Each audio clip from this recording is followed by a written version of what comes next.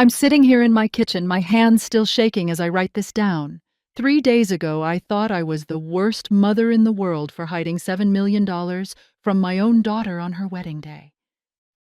3 days ago, I questioned every decision I'd made since my dear husband Robert passed away 2 years ago.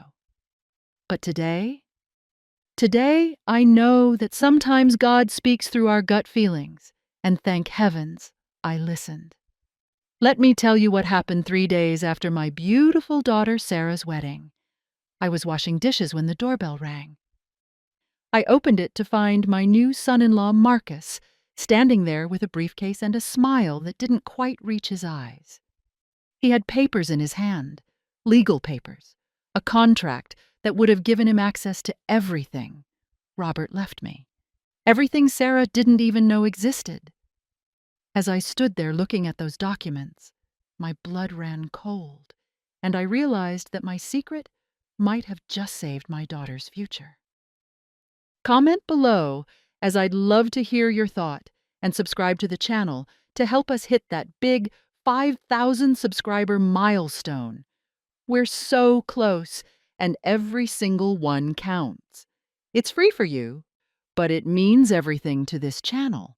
And hey, while you're at it, I've left a video and also a link to a playlist on the final screen that I promise will surprise you. Seriously, don't miss them. Thanks so much for watching all the way through. Now go hit that button and be part of the journey. Now let me start from the beginning because this story needs to be told properly. My name is Margaret and I'm 72 years old. For 45 years, I was married to the most wonderful man you could ever imagine. Robert wasn't just my husband. He was my best friend, my partner in everything, and the father of our only child, Sarah. Robert and I met when we were both 25. I was working as a nurse at the local hospital, and he was a carpenter who came in after a work accident. He had cut his hand pretty badly, and I was the one who stitched him up. He was so nervous about the needles that he kept making jokes to distract himself. By the time I finished bandaging him up, we were both laughing so hard that the other nurses thought we'd lost our minds. He asked me out right there in the emergency room, blood still on his work shirt, and gauze wrapped around his hand. I should have said no, it wasn't professional, but something about his kind eyes and genuine smile made me say yes. We went to a little diner down the street and we talked for hours about everything and nothing. He told me about his dream of starting his own construction company, and I told him about my plans to maybe become a head nurse someday. That was the beginning of our beautiful life together. Robert did start that construction company, and it grew slowly but surely over the years. He was the kind of man who treated everyone fairly, paid his workers well, and never cut corners on a job. People trusted him, and word of mouth brought him more business than he could handle. I stayed at the hospital for the first few years of our marriage, but when Sarah came along, I decided to become a stay-at-home mom. Robert supported my decision completely, even though money was tight in those early days. He used to joke that I was working the hardest job of all, raising our little girl. Sarah was such a blessing to us. She was born with bright blue eyes, just like her father's, and the sweetest disposition. As she grew up, she was always bringing home stray cats, helping elderly neighbors with their groceries, and standing up for kids who were being picked on at school. Robert and I used to look at each other and wonder how we got so lucky to have such a kind-hearted daughter. The construction business continued to grow throughout Sarah's childhood. Robert bought his first piece of land when Sarah was 10, and by the time she graduated high school, he owned several rental properties around town. He was smart with money, but never flashy about it. We lived in the same modest house we'd bought as newlyweds, drove sensible cars, and took simple family vacations to the lake every summer. Sarah went to the local community college and got her degree in early childhood education. She became a kindergarten teacher at the elementary school I used to walk her to when she was little. Watching her with those children reminded me so much of Robert. She had that same gentle way of making everyone feel special and important. When Sarah turned 28, She started dating a man named David. He was a fellow teacher at her school, and he seemed like a wonderful match for her. They shared the same values, both loved working with children, and he made her laugh the way Robert made me laugh. Robert and I both thought David would be the one Sarah would marry, but life has a way of throwing curveballs when you least expect them. 3 years ago, David got offered a teaching position in California. It was a great opportunity, more money, a chance to work in a special program for gifted children. Sarah was torn because she didn't want to leave us, especially since Robert's health had started to decline a bit. David ultimately decided to take the job, and he asked Sarah to come with him. They weren't married yet, but he promised they would be soon after they got settled. Sarah came to us crying, asking what she should do. Robert held her hand and told her something I'll never forget. "Sweetheart, love isn't about someone asking you to change your whole life for them. It's about someone who loves your life so much they want to be part of it." Sarah decided to stay. David left for California, and while it broke her heart for a while, she knew she'd made the right choice. She had her students, her community, and us. Looking back now, I think that decision showed just how mature and wise our daughter really was. About 6 months after David left, Robert started having some serious health issues. What began as occasional fatigue turned into something much more serious. After several doctor visits and many tests, we learned that Robert had a rare heart condition. The doctors said it was genetic and progressive, but with medication and lifestyle changes, he could still have several good years ahead of him. Robert took the news better than I did. He said he'd had 44 wonderful years of marriage and a beautiful daughter, and he felt blessed for every day he'd been given. That was just like him, always looking at the bright side, always grateful for what he had rather than worried about what he might lose. During this time, Robert made sure all of his business affairs were in order. He sold the construction company to his longtime foreman, Jim, who had been like a son to him. It was important to Robert that the company continue with someone who shared his values and would take care of the employees who had been loyal to him over the years.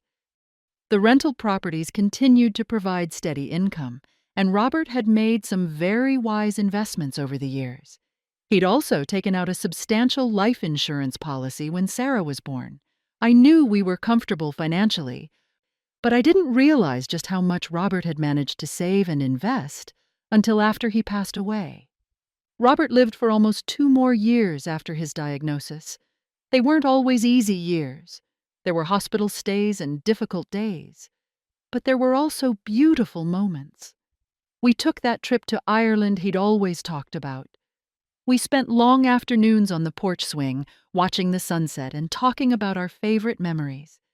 Sarah visited us almost every day, and Robert got to see her truly flourish as a teacher. The night Robert passed away was peaceful.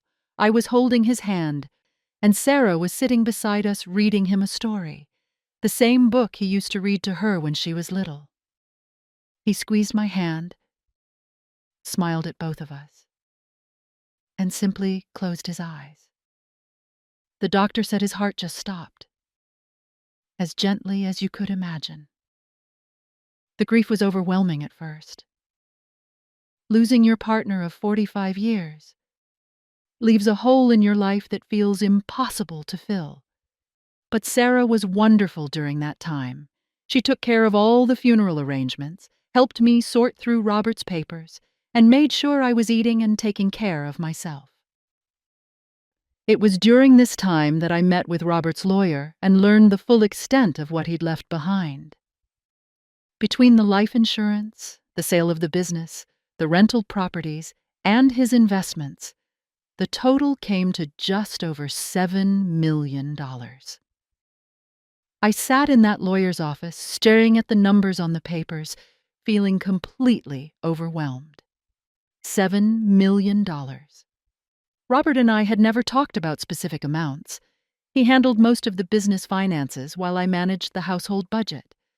I knew we were comfortable, but this was beyond anything I had imagined.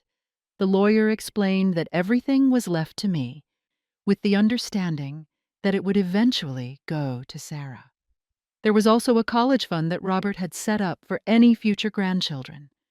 But for now, I was the sole beneficiary and had complete control over how the money was handled. I drove home from that meeting in a daze. Part of me wanted to run straight to Sarah and share this incredible news with her. But something held me back. Maybe it was because I was still processing it myself, or maybe it was some instinct I couldn't quite name. I decided to wait a little while before telling her. Days turned into weeks, and I still hadn't said anything to Sarah about the inheritance. She knew there was some money from the life insurance and that I owned the rental properties, so she wasn't worried about my financial situation. But she had no idea about the true extent of what her father had left us. During this time, Sarah seemed to be healing from her grief and moving forward with her life. She threw herself into her teaching with renewed energy and started volunteering at the local animal shelter on weekends. She seemed content and at peace, and I didn't want to disrupt that with talk of money. Then, about 6 months after Robert's passing, Sarah met Marcus again. She was at the grocery store when she literally bumped into him in the cereal aisle. He helped her pick up the boxes she'd knocked over, and they started chatting. He was new to town, having moved here for a job at the bank. He was 32, well-dressed, and very charming. When he asked Sarah out for coffee, she said yes. I met Marcus a few weeks later when Sarah brought him to Sunday dinner. He was polite and well-spoken, with dark hair and an easy smile. He complimented my pot roast, asked thoughtful questions about Robert's construction business, and seemed genuinely interested in Sarah's work with the children. But something about him made me uneasy, though I couldn't put my finger on exactly what it was. Maybe it was how his eyes seemed to be calculating something when he thought no one was looking, or maybe it was how he steered conversations toward topics like investments and property values. Sarah was glowing with happiness, though, and I told myself I was just being an overprotective mother. Marcus became a regular part of our Sunday dinners, and gradually he became a bigger part of Sarah's life.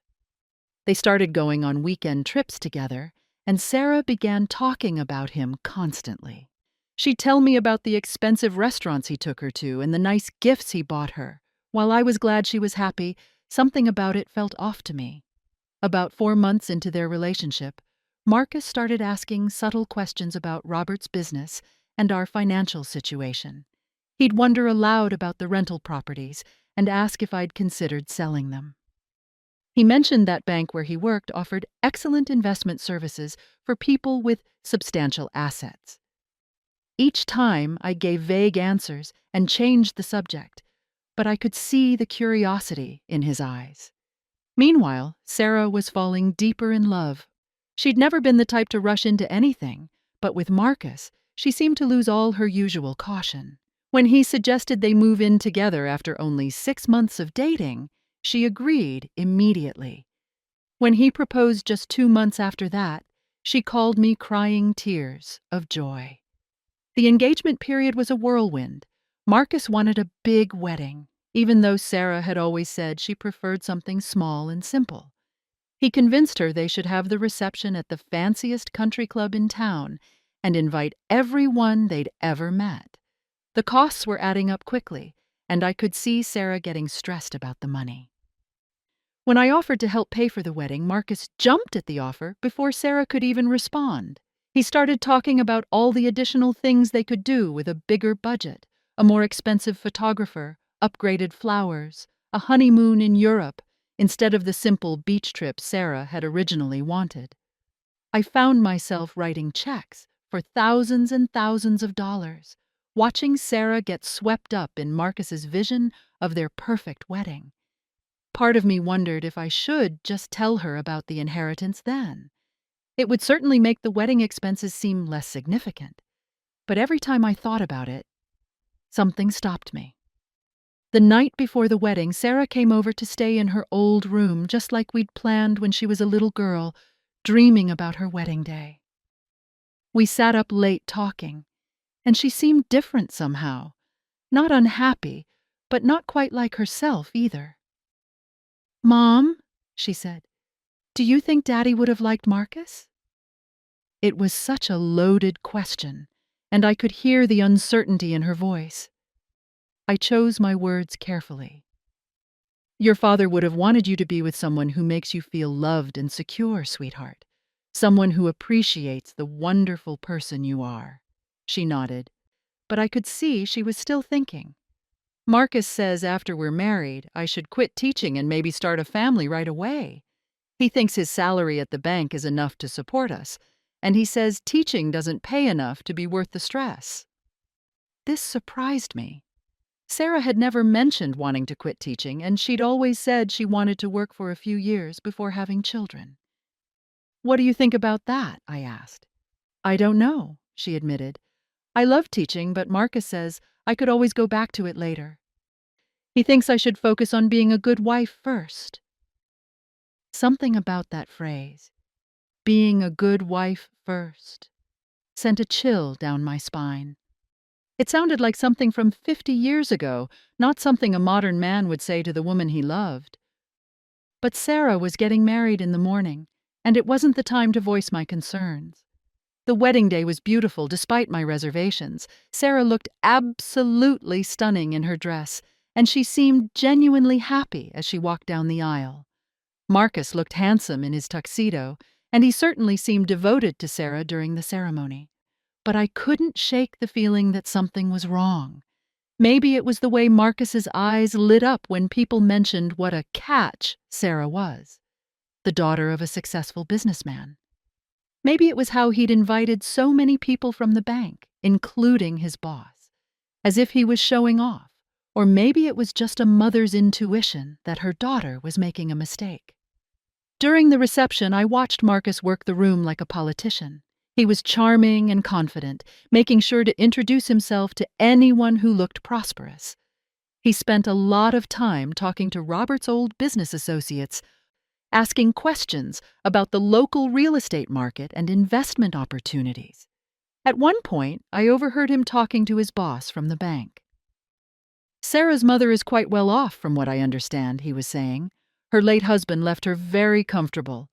I'm sure we'll be able to bring some new business to the bank once we're all family." That conversation made my stomach turn, but it was Sarah's wedding day, and I wasn't going to cause a scene. I smiled and danced and played the role of the happy mother of the bride. But inside, I was more convinced than ever that I'd been right to keep the inheritance secret. After the reception, Sarah and Marcus left for their honeymoon in Paris, a trip that had cost nearly $15,000. As I drove home alone to my quiet house, I found myself thinking about Robert and wishing he were there to give me advice. The house felt so empty without Sarah's wedding preparations filling every room. I sat in Robert's favorite chair and looked at the framed photos from the wedding. Sarah looked radiant, but there was something in her eyes that worried me. She looked like someone who was trying very hard to be happy, rather than someone who naturally was. That night, I made a decision. I was going to wait and see how things went before telling Sarah about the inheritance. If Marcus truly loved her for herself, then there would be plenty of time to share the good news later. But if my instincts were right and he had other motives, then keeping the money secret might protect Sarah from making an even bigger mistake. I had no idea how right I was going to be. The newlyweds returned from their honeymoon a week later, full of stories about the Eiffel Tower and the Louvre. Sarah seemed relaxed and happy, and I began to think maybe I'd been wrong about Marcus. Maybe he really did love her. And I'd just been an overprotective mother seeing problems that weren't there. They settled into their new apartment across town, and life seemed to find a normal rhythm. Sarah went back to teaching, though she mentioned that Marcus was still encouraging her to think about quitting. Marcus threw himself into his work at the bank, often working late and bringing clients home for dinner. For the first couple of months, everything seemed fine on the surface. Sarah would call me every few days, and we'd have lunch together once a week. She seemed content, though not quite as bubbly as she'd been when they were first dating. But then small things started to change. Sarah began asking me questions about the rental properties and whether I'd considered selling them. She mentioned that Marcus thought it might be wise for me to consolidate my assets and let the bank help me manage my investments more actively. I brushed off these questions, but they were clearly coming from Marcus. It seemed he was using Sarah to gather information about my finances, and that made me very uncomfortable. I began to be more careful about what I said around both of them. Then came the day that changed everything. It was a Tuesday morning, exactly 3 days after what would have been the couple's 3-month anniversary. I was in my kitchen enjoying a quiet cup of coffee and reading the newspaper when the doorbell rang. I opened the door to find Marcus standing on my porch, dressed in his work clothes, but carrying a leather briefcase. He had a serious expression on his face, which was unusual for him. He was typically all smiles and charm when he saw me. "Hello, Margaret," he said formally. "I hope you don't mind me stopping by unannounced. I have something important to discuss with you, and I thought it would be better to do it in person." Something in his tone made my heart start beating faster. "Of course, Marcus, come in. Would you like some coffee?" "No, thank you," he said, stepping into my living room but remaining standing. "This is actually a business matter, so I'd prefer to keep it professional." He opened his briefcase and pulled out a stack of official-looking papers. "Margaret, I've been doing some research, and I believe you may not be handling your finances in the most efficient way possible. As Sarah's husband and your son-in-law, I feel it's my responsibility to help you make better decisions with your money." I stared at him, not understanding where this was coming from. "I'm not sure what you mean, Marcus. My finances are fine." He smiled, but it wasn't the warm smile I was used to seeing. It was cold and calculating. "Margaret, I know about the $7 million. The words hit me like a physical blow. I felt the blood drain from my face, and I had to grab the back of a chair to steady myself. How could he possibly know about the inheritance? I had never told anyone, not even Sarah. "I can see you're surprised," Marcus continued, his voice taking on a confident tone. "I work at a bank, Margaret. I have access to financial records and credit reports. It wasn't hard to piece together once I started looking. The life insurance payout, the sale of Robert's business, the property values, it all adds up to a substantial sum." I found my voice, though it came out shakier than I wanted. "Even if that were true, I don't see how it's any of your business, Marcus." "But it is my business," he said, setting the papers down on my coffee table. "Sarah is my wife now, which makes me family. And family looks out for each other. You're 72 years old, Margaret. You shouldn't be managing this kind of money on your own. You need professional help." I looked down at the papers he'd spread out. They were contracts, legal documents that would give Marcus power of attorney over my finances. There were also documents that would add him as a joint owner on my bank accounts and transfer ownership of the rental properties to a trust that he would manage. "These papers will protect you and Sarah," he continued. "If something happens to you, Sarah won't have to deal with the legal complications of inheriting such a large estate. Everything will already be set up properly, and in the meantime, I can make sure your money is invested wisely so it continues to grow." I stared at those papers, and suddenly everything became crystal clear. This was why Marcus had married Sarah. This was why he'd been so charming, so persistent in courting her. He'd somehow discovered that Robert had left money behind, and he'd seen Sarah as his ticket to that fortune. But there was one thing Marcus didn't know. Sarah had no idea about the $7 million. As far as she was concerned, her mother was comfortable, but certainly not wealthy. If I signed these papers, I would be handing over Robert's life's work to a man who had married our daughter under false pretenses. My hands were shaking as I looked up at Marcus. The mask was completely off now. The charming, devoted husband was gone, replaced by someone cold and calculating. someone who saw my daughter as nothing more than a means to an end. "I need time to think about this," I said quietly. Marcus's expression hardened. "There's really nothing to think about, Margaret. This is the smart thing to do, the right thing to do, for everyone involved."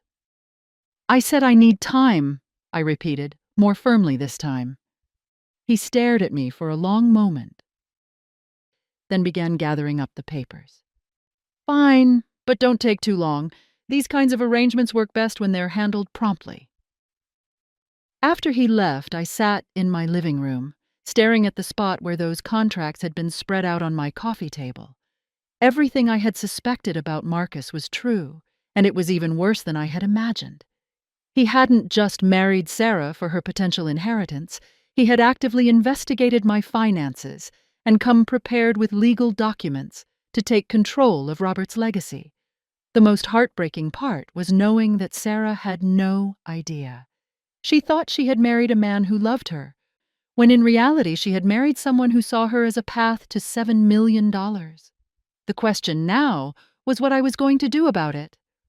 I spent the rest of that day thinking, pacing around my house and trying to figure out my next move. I couldn't just tell Sarah the truth. She was in love with Marcus, and she would never believe that he had married her for money she didn't even know existed. She would think I was just a jealous mother-in-law trying to break up her marriage. But I also couldn't sign those papers and hand over everything Robert had worked for to a man who had deceived our daughter. There had to be another way, some way to protect both Sarah and Robert's legacy without destroying my relationship with my daughter. As I sat in Robert's chair that evening, looking at our wedding photo on the mantel, I felt him with me somehow. I could almost hear his voice telling me to be patient, to be smart, and to trust that the truth would eventually come out. That night, I made a decision that would change everything. I wasn't going to tell Sarah about the inheritance yet, and I certainly wasn't going to sign Marcus's papers. Instead, I was going to watch and wait. If Marcus was truly the person I thought he was, he would eventually show his true colors to Sarah herself. And when that happened, I would be ready with the truth. But I had no idea just how dramatic and dangerous that truth was going to become. The next morning, I woke up with a knot in my stomach that hadn't been there since the day Robert died. Marcus knew about the money, and now everything was different. I kept replaying our conversation over and over in my mind, remembering the cold look in his eyes when he'd spread those contracts on my coffee table. This wasn't the man Sarah had fallen in love with, or at least it wasn't the man he'd pretended to be. I was making my morning coffee when the phone rang. It was Sarah, and she sounded unusually cheerful. "Good morning, Mom. I hope you don't mind, but Marcus and I were thinking of coming over for dinner tonight. He said he stopped by yesterday to chat with you about some financial stuff, and he's really excited about helping you get everything organized." My heart sank. Of course, Marcus had told Sarah some version of what happened, probably painting himself as the concerned son-in-law just trying to help his elderly mother-in-law. "That would be lovely, sweetheart," I managed to say. "What time were you thinking?" "How about 6? I'll bring that apple pie you love from the bakery downtown. Marcus says you two had such a good talk yesterday about planning for the future. I'm so glad you're getting along so well." After I hung up, I sat at my kitchen table feeling sick. Sarah had no idea what Marcus's real intentions were. To her, he was just being a thoughtful husband, concerned about her mother's well-being. She probably thought it was sweet that he wanted to help me manage my finances. I spent the day trying to prepare myself for dinner. I practiced staying calm and acting normal in front of the bathroom mirror, but every time I thought about Marcus sitting at my dinner table, pretending to care about Sarah while plotting to steal her inheritance, I felt my blood pressure rising. They arrived right at 6, with Sarah carrying the promised apple pie, and Marcus holding a bottle of wine. Sarah hugged me tightly, and I could see how happy she was. She was practically glowing, the way new brides are supposed to look. "Mom, you look a little tired," she said, studying my face with concern. "Are you feeling all right?" "I'm fine, sweetheart, just didn't sleep well last night." It wasn't a lie. I'd tossed and turned for hours. thinking about everything Marcus had said. Marcus stepped forward and kissed my cheek, the picture of the perfect son-in-law. "Margaret, you look wonderful as always. I brought a nice bottle of red wine to go with whatever delicious meal I'm sure you've prepared." We sat down to dinner. Pot roast with vegetables, the same meal I'd been making for Sunday dinners for decades. Sarah chattered happily about her students and a new reading program she was implementing. Marcus listened and asked all the right questions, playing the role of the supportive husband perfectly. But I noticed things I hadn't seen before. The way his eyes wandered around the room, taking inventory of my possessions. How he steered the conversation toward topics like home security and whether I'd considered updating my will recently. The calculating look that crossed his face when Sarah mentioned how much she loved the antique jewelry Robert had given me over the years. "You know, Margaret," Marcus said during dessert, "I've been thinking about our conversation yesterday. I really think you should consider those investment opportunities we discussed. The sooner we get your assets properly managed, the better off everyone will be." Sarah looked between us with interest. Me, "What investment opportunities? Marcus, I didn't know you were helping Mom with her finances." "Well, your mother has been very smart over the years," Marcus said smoothly. "She's built up quite a nice nest egg, and I just want to make sure it's working as hard as possible for her. That's what family does. We look out for each other." I watched Sarah's face as she processed this information. I could see her trying to figure out exactly how much money Marcus thought I had. She knew about the rental properties and assumed there was some life insurance money, but she was clearly curious about the specifics. "That's so thoughtful of you, honey," Sarah said to Marcus, then turned to me. "Mom, are you sure you don't want to tell me more about Dad's finances? I mean, I'm going to inherit everything eventually anyway, right? Maybe I should understand what we're dealing with." This was exactly what I'd been afraid of. Marcus was using Sarah's natural curiosity to try to get me to reveal the full extent of the inheritance. I could see him watching me carefully, waiting to see how I would respond. "There's really not much to discuss right now, sweetheart," I said as casually as I could. "Your father left us comfortable, and that's what matters. When the time comes, we'll sit down and go over everything properly." Marcus's jaw tightened almost imperceptibly, but Sarah seemed satisfied with my answer.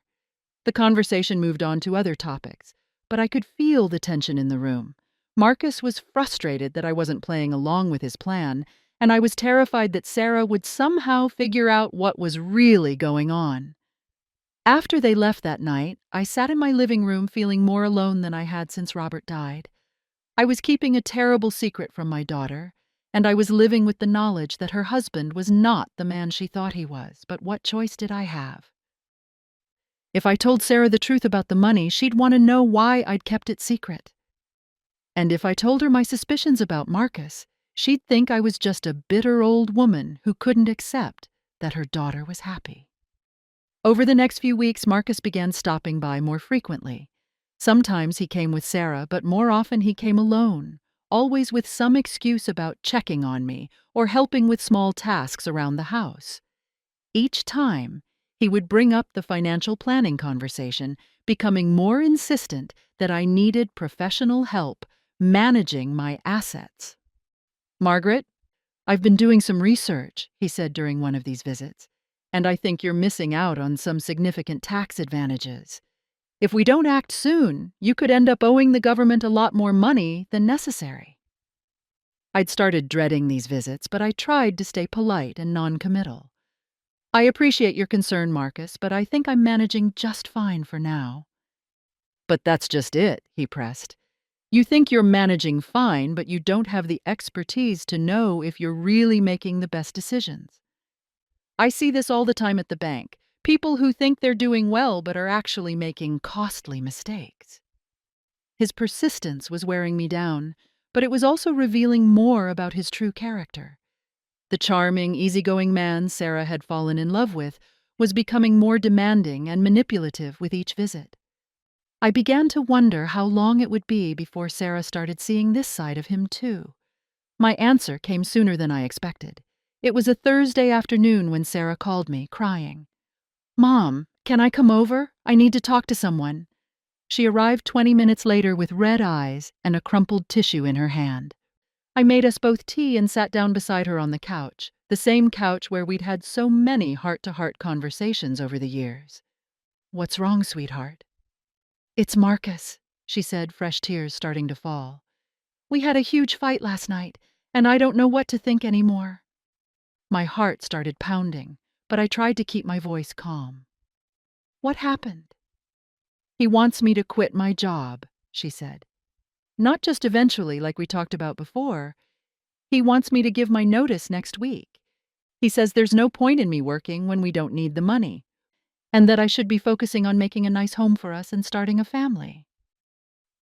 I felt a surge of anger. Marcus was trying to isolate Sarah to make her financially dependent on him. "What did you tell him?"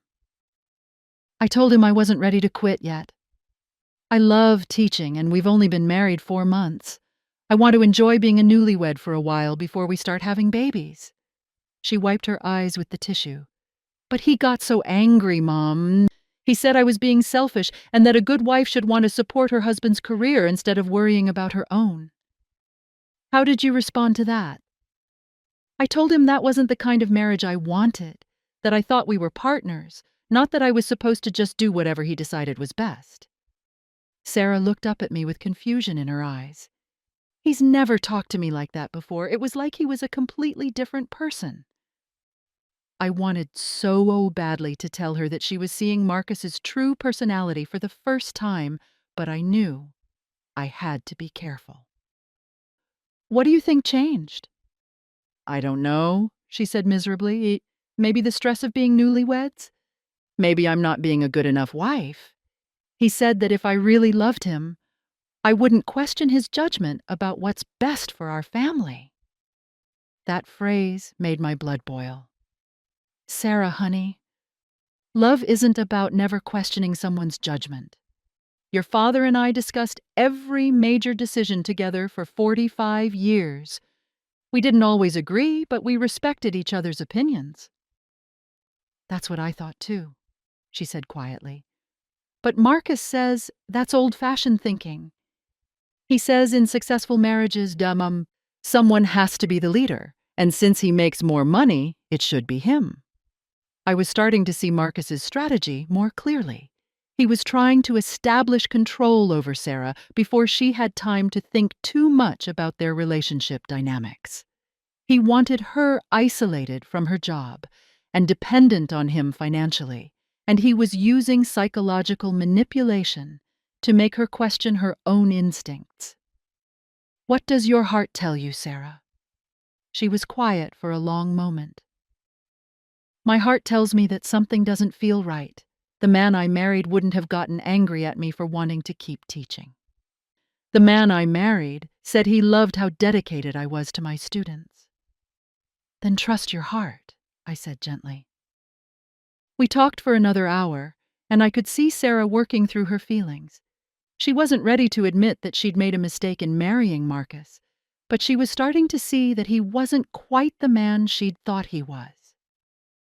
After she left, I found myself pacing around my house, feeling more anxious than ever. Marcus was showing his true colors to Sarah, which was what I'd hoped would happen. But I was worried about what he might do if he felt like he was losing control of the situation. My concerns proved to be justified. 2 days later, Sarah called me again, but this time she sounded scared. "Mom, something weird happened last night. I came home from school and found Marcus going through my jewelry box. When I asked him what he was doing, he said he was just looking at the pieces Dad had given you that you passed down to me, trying to figure out what they might be worth." My stomach dropped. "What did you tell him?" "I asked him why he wanted to know what they were worth, and he said we should probably get them appraised for insurance purposes. But Mom, the way he was looking at them, it didn't feel like he was thinking about insurance. It felt like he was calculating how much money they represented." "What did you do?" "I took the jewelry box and put it in my car," she said. "I told him I wanted to bring the pieces to you to make sure we knew the history of each one before we got them appraised. He got really upset and said I was being paranoid and suspicious. Where are you calling from? I'm at school. I came in early because I didn't want to be home when Marcus left for work. Mom, I think I'm starting to see things about him that I didn't notice before. Or maybe I noticed them but made excuses for them. Like what? Like how he's always asking questions about money, about your rental properties, about what Dad left you, about whether you have any valuable antiques or investments. I thought he was just trying to be helpful, but now I'm wondering if there's something else going on. I closed my eyes, knowing that Sarah was finally starting to see what I'd seen from the beginning, but I also knew that the situation was about to get much more dangerous. If Marcus felt like he was losing his grip on Sarah, there was no telling what he might do. Sarah, I want you to be very careful around Marcus right now. If he's not the man you thought he was, then you can't predict how he'll react if he feels cornered. You think I'm in danger? I didn't want to scare her, but I also couldn't lie to her. I think you need to trust your instincts. If something feels wrong, then pay attention to that feeling. That afternoon, I made a decision that would change everything. I called Robert's lawyer and asked him to meet with me as soon as possible. It was time to start protecting Sarah and the inheritance, even if it meant revealing secrets I'd hoped to keep buried. The lawyer, Mr. Peterson, came to my house that evening. He was a kind man in his 60s who had handled Robert's business affairs for many years. I told him everything about the inheritance, about Marcus's contract demands, and about my growing concerns for Sarah's safety. Margaret, you were absolutely right not to sign those papers, he said after I'd finished my story. What Marcus was asking for would have given him complete control over your finances. If you had signed them, it would have been very difficult to undo. What can we do now? First, we need to make sure your assets are protected. I recommend moving your money to a different bank, somewhere Marcus doesn't work and can't access information about your accounts. We should also update your will and set up some additional legal protections. What about Sarah? She still doesn't know about the $7 million. Mr. Peterson was quiet for a moment, thinking. That's a decision you'll have to make, but given what you've told me about Marcus's behavior, I think she needs to know the truth soon. If he's been investigating your finances, he may already know more than you think. We spent the next 2 hours making plans. Mr. Peterson would start the process of moving my assets to a more secure situation. He would also prepare documentation that would make it impossible for Marcus to gain control of the inheritance, even if something happened to me. But as I was signing papers, something happened that made my blood run cold. Through my front window, I saw a car driving slowly past my house.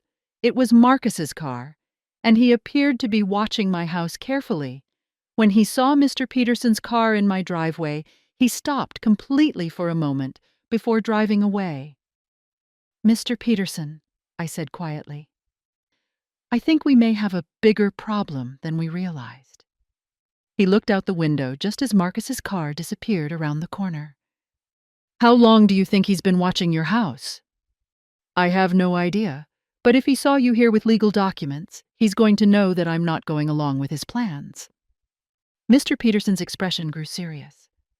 Margaret, I think you need to talk to Sarah immediately, tonight.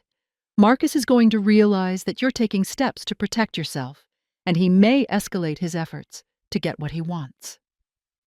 After Mr. Peterson left, I sat in my darkened living room, afraid to turn on the lights in case Marcus was still out there watching. I felt like I was in some kind of nightmare where my own son-in-law had become a threat to my family's security. I called Sarah and asked her to come over right away. Don't tell Marcus where you're going, I told her. Just make up some excuse. Mom, you're scaring me. What's going on? I'll explain everything when you get here, but Sarah, this is very important. Don't mention this phone call to Marcus. Not until after we've talked. She arrived 45 minutes later, looking worried and confused. I could see her car lights in my driveway and realized that if Marcus was still watching, He would know she was here, but it was too late to worry about that now. I brought Sarah into the living room and took a deep breath. It was time to tell her everything. Sarah, there are some things about your father's estate that you don't know. Things I should have told you a long time ago, but I was trying to protect you. I told her about the $7 million. I told her about Marcus's visit with the contracts. I told her about my growing suspicions about his motives for marrying her. With each revelation, I watched her face change from confusion to shock to something that looked like grief. When I finished, she sat in stunned silence for several minutes. Finally, she looked up at me with tears in her eyes. So Marcus married me for money that I didn't even know existed? I think so, sweetheart. I think he somehow found out about the inheritance and saw you as his way to get access to it.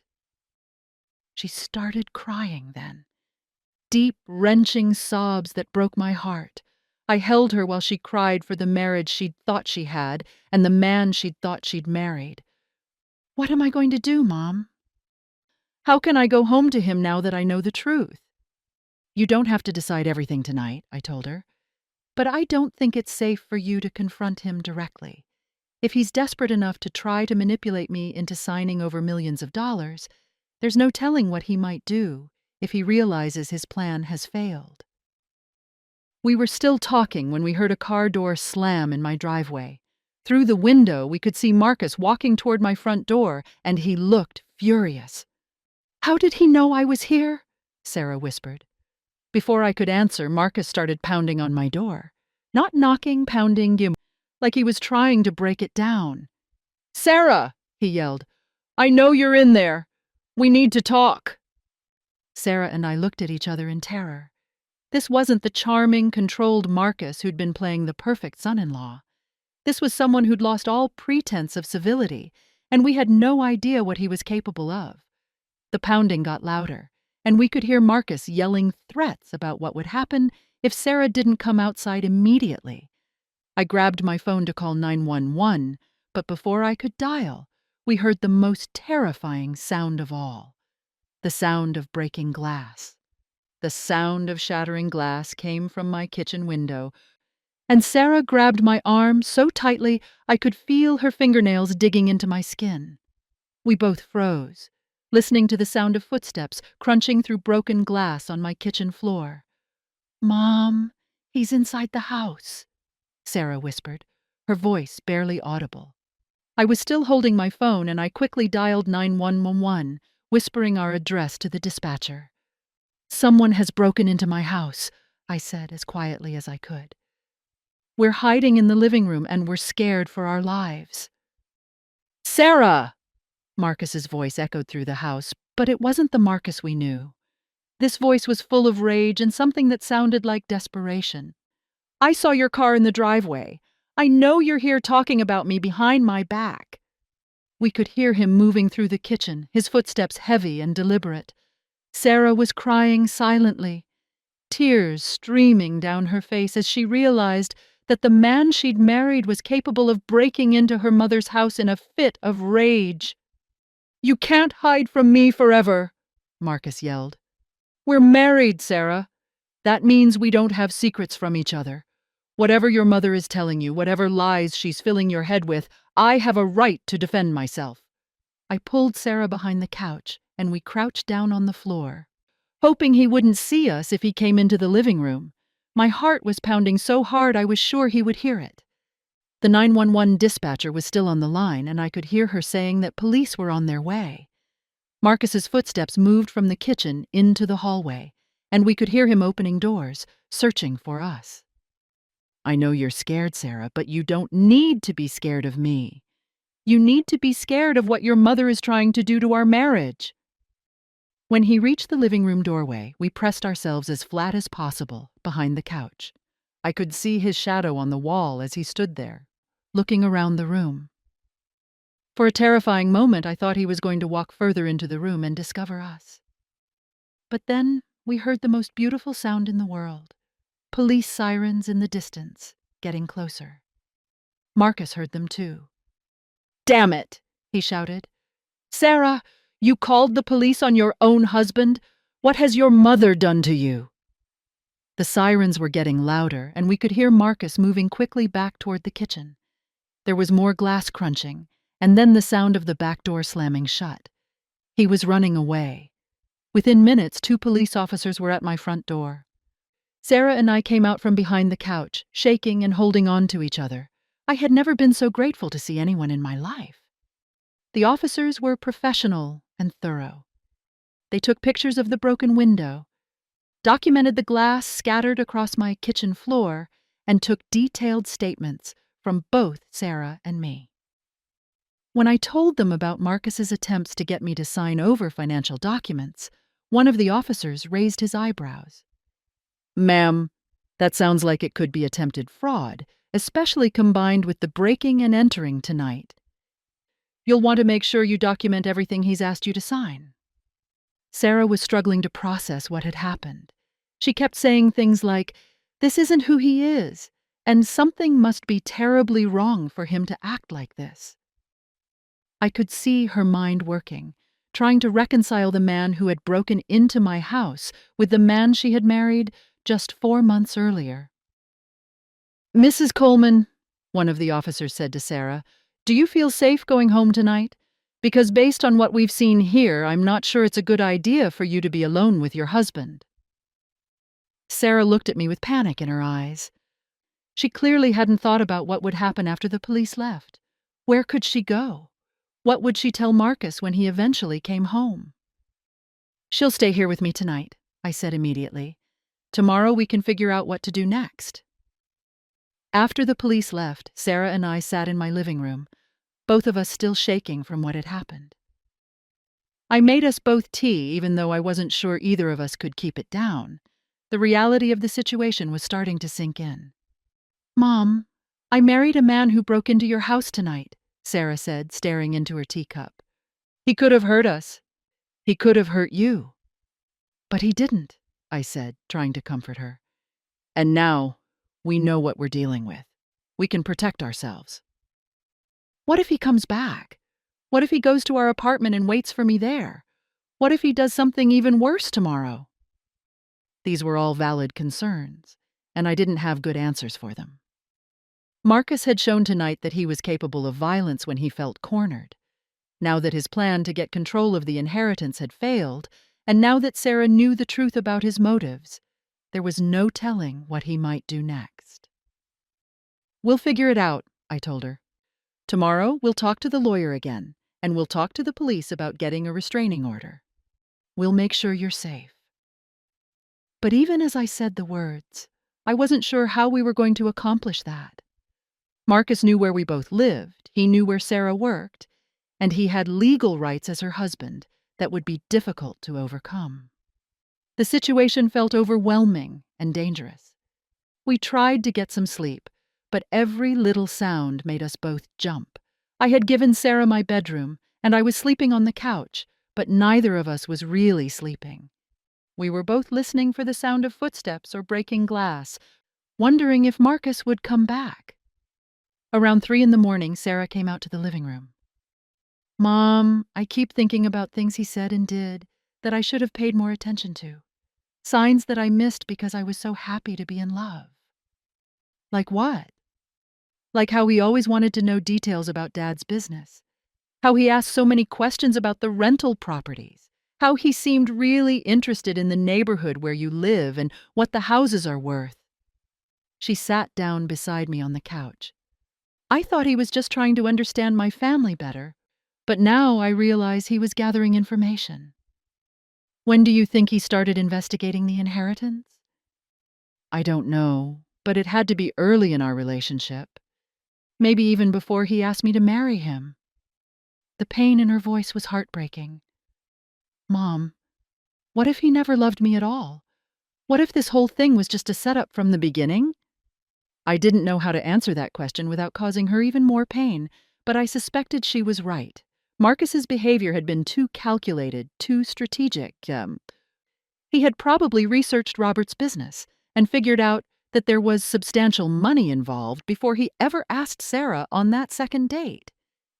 "Even if that's true," I said carefully, "it doesn't mean there's something wrong with you. It means there's something wrong with him. You're a wonderful, loving person, and someday you'll find someone who appreciates that about you. Right now, I never want to trust anyone again, she said sadly. We sat together in the quiet darkness, both of us trying to process what our lives had become in the space of a few hours. This morning, Sarah had been a happily married woman with normal newlywed problems. Tonight, she was hiding from her husband in her mother's house, afraid for her safety. As the sun started to rise, I called Mr. Peterson and asked him to come over as early as possible. We needed legal advice about how to protect Sarah and how to make sure Marcus couldn't cause any more damage. Mr. Peterson arrived at 8 o'clock, carrying coffee and pastries from the bakery downtown. He looked tired, as if he hadn't slept well either after our conversation the day before. "I heard about what happened last night," he said. "I have some contacts in the police department, and they called me as a courtesy since they knew I was handling your legal affairs." "What can we do?" Sarah asked immediately. "I can't go home. I can't go to work. I don't even know if I'm safe anywhere in this town." "First, we file for a restraining order," Mr. Peterson said. "Breaking and entering gives us good grounds, and the financial manipulation gives us even more. We can get an emergency order that will require Marcus to stay away from both of you." "But what about their apartment, their shared bank accounts, all of her belongings?" "Those are more complicated issues. Since they're married, Sarah has legal rights to the apartment and their shared property. But exercising those rights safely is going to require some careful planning." We spent the next several hours going over options. Mr. Peterson explained that Sarah could file for legal separation, which would give her some protections while she decided whether she wanted to pursue divorce. We could also involve the police in helping her retrieve her belongings from the apartment. But as we were talking, my phone rang. It was a number I didn't recognize. "Margaret, this is Marcus." His voice was calm and controlled again, completely different from the screaming man who had broken my window the night before. "I think there's been a misunderstanding, and I'd like to clear the air." I put the phone on the speaker so Mr. Peterson and Sarah could hear. "What kind of misunderstanding, Marcus?" "I was upset last night because I found out that Sarah had been discussing our private marriage problems with you, and I reacted poorly. I broke your window, and I'm prepared to pay for the damages. But I think we can work this out without involving lawyers or making this more complicated than it needs to be." The transformation in his voice was chilling. He sounded like the charming, reasonable man who had courted Sarah, not like someone who had terrorized us just hours earlier. "Marcus, you broke into my house," I said. "You frightened both of us. This isn't something we can just work out over coffee." "I understand why you're upset, and I take full responsibility for my behavior. But Margaret, I love Sarah, and I love being part of this family. I made a mistake last night, but I hope we can move past it." Sarah was staring at the phone with a mixture of confusion and fear. This was the Marcus she had fallen in love with, apologetic, reasonable, taking responsibility for his actions. For a moment, I could see her wavering, wondering if maybe we were overreacting to what happened. But Mr. Peterson was shaking his head vigorously, and I remembered the cold calculation in Marcus's eyes when he had spread those contracts on my coffee table. "Marcus, I think it would be best if we handled this through proper legal channels," I said. There was a long pause, and when Marcus spoke again, his voice had changed subtly. The charm was still there, but there was an undertone of threat that made my skin crawl. "Margaret, I hope you'll reconsider that decision. Sarah is my wife, and I have certain rights that I'm prepared to exercise if necessary. I'd hate for this situation to become more unpleasant than it already is." "What does that mean?" Sarah asked, speaking for the first time. "It means, my dear wife, that you can't hide at your mother's house forever. We have a life together, financial obligations together, a future together. Eventually, you're going to have to come home and face the reality of our marriage." "I don't think—" Sarah started to say, but Marcus cut her off. Sarah, your mother has been filling your head with paranoid ideas about my motives. But I married you because I love you, not because of anything having to do with money. If she's told you otherwise, she's lying to protect her own interests. This was exactly what I had been afraid of. Marcus was trying to turn Sarah against me, to make her question whether I was telling the truth about the inheritance and his motives. Marcus, we're going to hang up now, Mr. Peterson said, speaking for the first time. Any further communication should go through legal representatives. And you are? I'm Mrs. Wilson's attorney, and I'm advising both her and Sarah not to have any more direct contact with you until this situation is resolved properly. Marcus's laugh was cold and humorless. An attorney? How interesting. I wonder what kinds of legal documents you've been helping Margaret prepare. Documents that might affect assets that should rightfully belong to me as Sarah's husband. The threat was barely veiled now. Marcus was making it clear that he knew we were taking steps to protect the inheritance, and he was prepared to fight us for it. This conversation is over, Mr. Peterson said, and he ended the call. We sat in silence for a moment, all of us shaken by Marcus's ability to shift between charm and threat so seamlessly. Sarah looked pale and frightened. He sounded like two different people during that phone call, she said quietly. At first, he sounded like the man I married, but by the end, he sounded like someone I've never met before. That's because he is two different people, Mr. Peterson said gently. The man you married was a performance designed to get you to trust him. What you heard at the end of that call was probably closer to his true personality. So, what do we do now? Now we move quickly, Mr. Peterson said. We file for the restraining order this morning. We get you some temporary housing somewhere Marcus can't find you. And we make sure your mother's assets are completely protected from any legal claims he might try to make.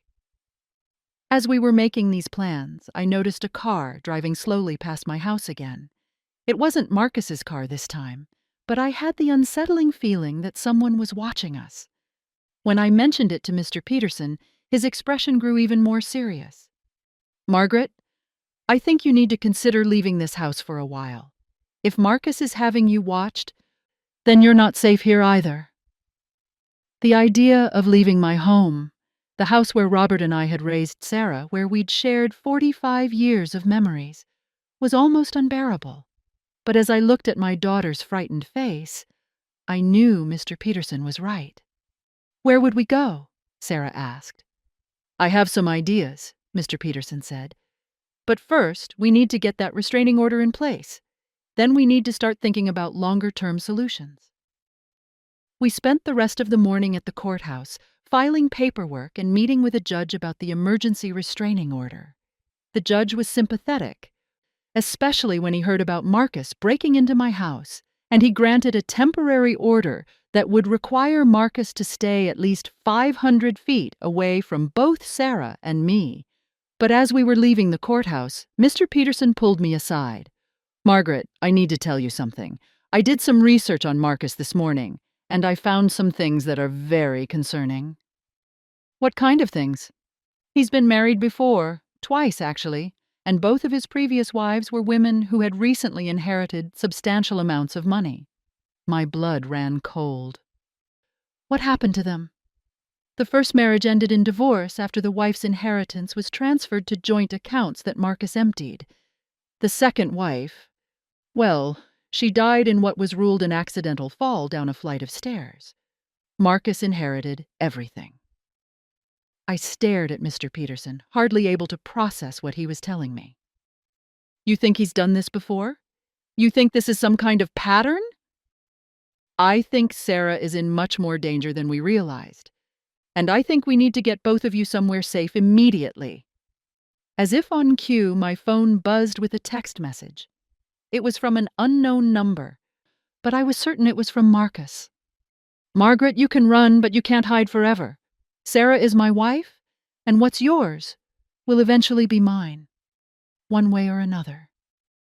I showed the message to Mr. Peterson, and I watched his face turn grim. We're leaving town, he said immediately. Both of you. Today. Right now. But where will we go? How long will we have to stay away?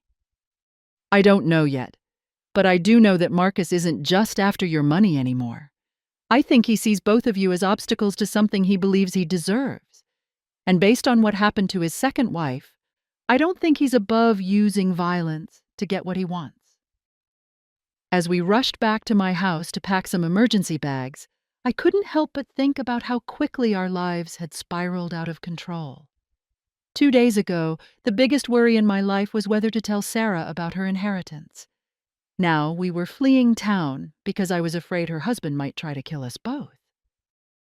But as frightening as the situation was, there was something even worse that I hadn't told anyone yet. Something I had discovered when I was looking through Robert's old papers the night before. Marcus hadn't just accidentally found out about the inheritance through his banking connections. He had been systematically researching Robert's business dealings for months, maybe even before he met Sarah. And based on what I'd found, I was starting to suspect that our meeting in that grocery store hadn't been the coincidence Sarah thought it was. Marcus had been hunting my daughter from the very beginning. We threw clothes into suitcases as quickly as we could, but my hands were shaking so badly I could barely zip my bag closed. The house that had been my sanctuary for 45 years now felt like a trap, and every sound outside made me jump. Sarah was moving through her old bedroom like a ghost, grabbing things without really seeing them, still trying to process the fact that her husband was a predator who had targeted her specifically. As I was packing Robert's important papers from his desk, I found the folder I'd discovered the night before, the one that had kept me awake with a terrible, new understanding of just how calculated Marcus's pursuit of Sarah had been. I hadn't had the heart to tell her yet, but I knew I would have to, eventually. Mr. Peterson was pacing in my living room, making phone calls and arranging for us to stay at a safe house that his law firm sometimes used for clients in dangerous situations. I could hear him talking in urgent, hushed tones about security measures and how long we might need to stay hidden. "Ladies, we need to leave in the next 10 minutes, he called up the stairs. "I've arranged temporary lodging about 2 hours from here, somewhere Marcus won't think to look for you." As I was carrying my suitcase downstairs, I noticed a car parked across the street that hadn't been there earlier. It was a dark sedan with tinted windows, and I couldn't see who was inside. But something about it made my stomach clench with fear. "Mr. Peterson," I said quietly, nodding toward the window. "Is that one of your people?" He looked out and immediately grabbed his phone. "We need to leave right now. Through the back door. That's not one of mine." We grabbed our bags and rushed toward the kitchen, but as we reached the back door, we could hear a car door slamming in the front driveway. Someone was coming to the front door, and we didn't have time to find out who it was. Mr. Peterson led us out through my backyard and through the neighbor's property to where he had parked his car 2 blocks away. We threw our suitcases in the trunk and drove away just as I saw Marcus's figure appear in my backyard, looking around for signs of where we had gone. "How did he know we were there?" Sarah asked, her voice tight with fear. "The restraining order was just issued this morning." "He probably never left the area," Mr. Peterson said, checking his rearview mirror constantly as we drove. "He's been watching the house, waiting to see what we would do next." As we drove through the familiar streets of my hometown, I realized I might not see any of it again for a very long time. The church where Robert and I were married, the school where Sarah had learned to read, the park where we'd had countless family picnics. All of it was disappearing behind us because my son-in-law had turned out to be a dangerous criminal. The safe house was a small cabin in the mountains, surrounded by trees and accessible only by a winding dirt road. It was isolated and peaceful, but it felt more like a prison than a refuge. Sarah and I would be safe here, but we were also completely cut off from our normal lives. Mr. Peterson helped us carry our bags inside and showed us around the basic accommodations. There was a landline phone for emergencies, but no cell phone service.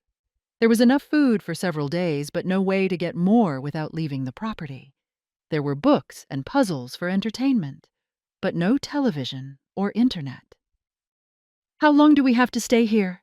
Sarah asked, looking around the small cabin with despair. "I don't know yet," Mr. Peterson admitted. "I'm working on some legal strategies that might resolve this situation more quickly. But Marcus isn't going to give up easily, especially now that he knows we're actively working against him." After Mr. Peterson left, Sarah and I sat in the small living room, both of us feeling lost and overwhelmed. The silence was almost suffocating after the chaos of the last few days. For the first time since this nightmare began, we had time to really think about what our lives had become. "Mom, I need you to tell me everything," Sarah said quietly. "Not just about the money, but about everything you've suspected about Marcus from the beginning. If we're going to be hiding here together, I need to understand exactly what we're dealing with." I took a deep breath and told her about my initial unease when I first met Marcus, about the way he asked questions that seemed too focused on financial matters, about the coldness I'd seen in his eyes when he thought no one was looking. I told her about the contracts he'd brought to my house and the calculated way he'd tried to manipulate me into signing them. Then I told her about what Mr. Peterson had discovered about Marcus's previous marriages.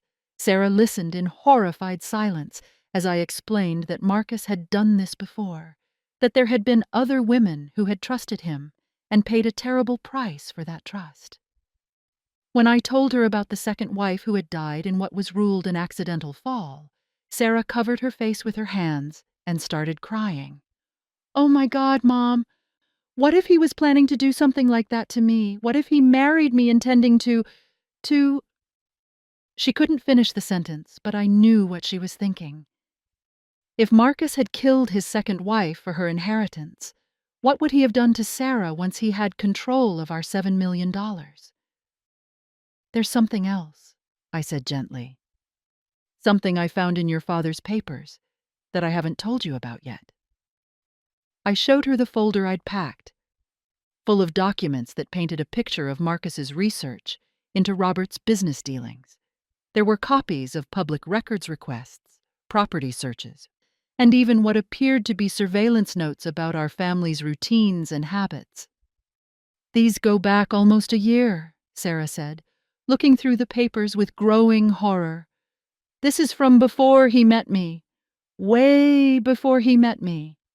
"I think he was researching targets," I said. "I think he identified you as the daughter of a successful businessman who had recently died, and then he arranged that accidental meeting in the grocery store." Sarah stared at the papers, and I could see her mind working through the implications. "So, when he bumped into me in the cereal aisle, it wasn't a meet-cute story we'd tell our grandchildren. It was a predator selecting his prey." The words hung in the air between us, stark and terrible. Sarah had been hunted, stalked, and manipulated by someone who saw her as nothing more than a path to financial gain. Everything she had believed about her marriage, her love story, her future, all of it had been a lie from the very beginning. We spent the rest of that day processing the full scope of what Marcus had done. Sarah alternated between anger and despair, sometimes raging about how stupid she felt for not seeing the signs, sometimes crying over the future she'd thought she was building with a man who had never really existed. "How did I not see it?" she asked over and over. "How did I not know that someone could fake loving me so completely?" "Because you're a good person who believes in the best of people," I told her. "Because you were raised by a father who showed you what real love looks like. So you expected that from other people. Marcus took advantage of your kindness and your trust, but that doesn't make you stupid. It makes him evil." On our second day at the cabin, Mr. Peterson called with updates. The restraining order was in effect, but Marcus was claiming he had no idea where we were and was cooperating fully with the authorities. He had hired his own lawyer and was painting himself as a concerned husband whose wife had been turned against him by a manipulative mother-in-law. "He's very good at this," Mr. Peterson warned us. "His story is that you, Margaret, have been lying to Sarah about his motives because you're jealous of their marriage and you want to keep control of the family money. He's saying that Sarah is being held against her will and that you're using the inheritance as a way to manipulate her emotions. But we have evidence, Sarah said. We have those contracts he wanted Mom to sign. Yes, but he's claiming those were just legitimate financial planning documents designed to help an elderly woman manage her assets more effectively. Without concrete proof of his previous crimes, it becomes a matter of he said, she said. This was exactly what I had been afraid of. Marcus was smart and experienced at this kind of manipulation. He knew how to present himself as the victim and make us look like the unreasonable ones. But Mr. Peterson had been working on another angle. I've been in contact with the police departments in the areas where Marcus's previous wives lived. They're willing to take another look at those cases, especially the death of the second wife, in light of new information about Marcus's pattern of behavior. What does that mean for us? I asked.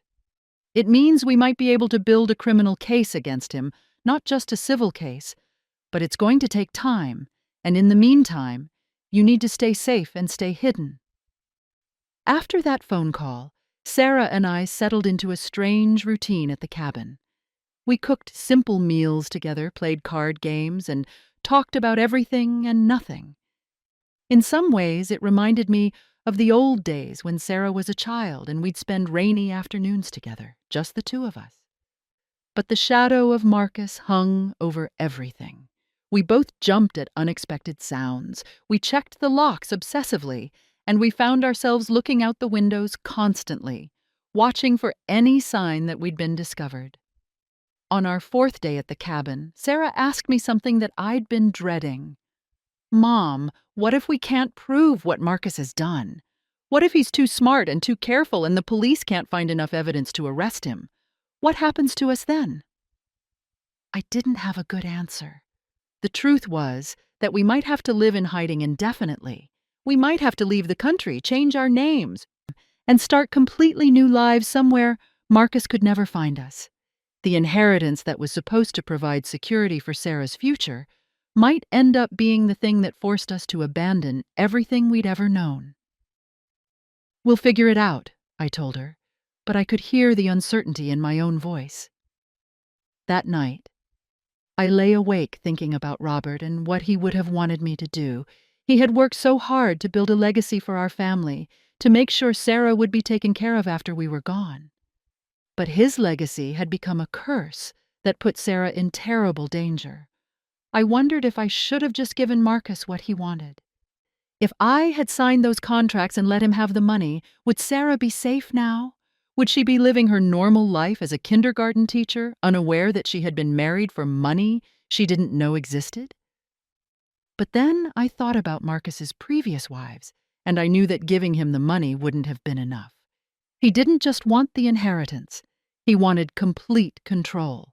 And based on what had happened to his second wife, I suspected that Sarah's life would have been in danger regardless of whether I cooperated with his financial schemes. On our fifth morning at the cabin, we were awakened by the sound of a car coming up the dirt road. It was still early, before sunrise, and no one should have known where we were. Sarah and I looked at each other in terror, both of us thinking the same thing. Marcus had found us. We crept to the window and peered out through the curtains.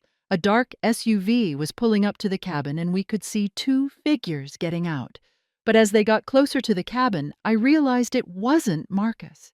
It was Mr. Peterson and a woman I didn't recognize. They knocked on the door and called out to us, and we let them in with relief. The woman was Detective Jennifer Hayes from the state police, and she had news that would change everything. "We've arrested Marcus," she said without preamble. "This morning at his apartment. He's being charged with multiple felonies, including attempted fraud, breaking and entering, and stalking." Sarah and I stared at her in shock. "How?" Sarah asked. "What evidence did you find?"